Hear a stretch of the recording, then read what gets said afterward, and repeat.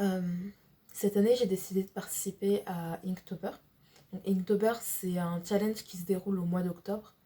Le but, c'est de faire un dessin et de le partager sur les réseaux sociaux. Donc, généralement, tu as une liste de mots et pour chaque jour du mois, et elle change chaque année. Je suis pas illustratrice du tout, mais j'aime dessiner. Euh, j'ai beaucoup dessiné au collège, au lycée. Maintenant, il me faut toujours une excuse ou un projet pour m'y mettre. J'ai déjà tenté de faire Inktober dans le passé, mais j'ai jamais rien publié et j'ai jamais tenu plus d'une semaine.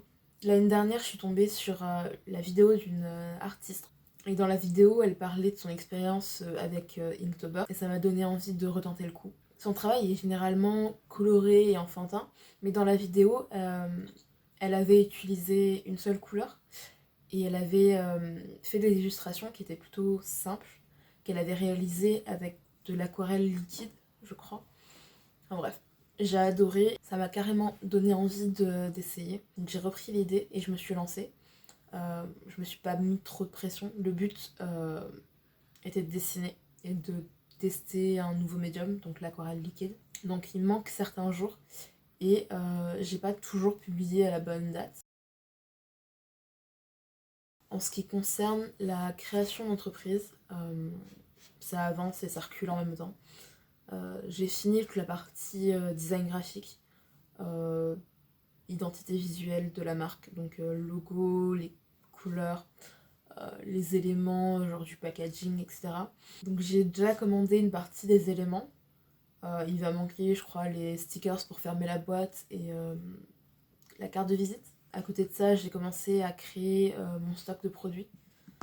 Donc ça avance, mais j'aimerais avoir 2 mois de marge au lancement. Mais d'un autre côté, je recule aussi parce que bon, je comptais lancer la marque pour les fêtes, donc novembre-décembre.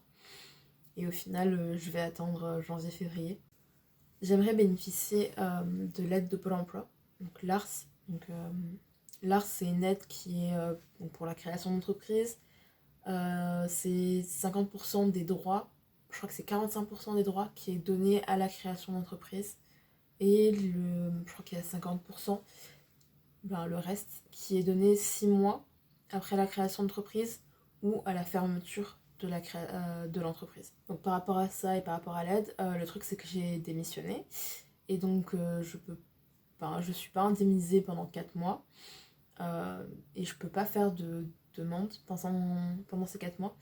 Mon plan à la base c'était de créer l'entreprise pendant ces 4 mois et au bout de cette période de prouver à Pôle emploi que je m'étais bougée pour créer une entreprise et donc de réouvrir mes droits et de faire ma demande d'ARS. Mais je me suis rendu compte qu'il était noté nulle part et même les conseillers ne savent pas s'il y a un délai entre la création d'entreprise et la demande d'aide.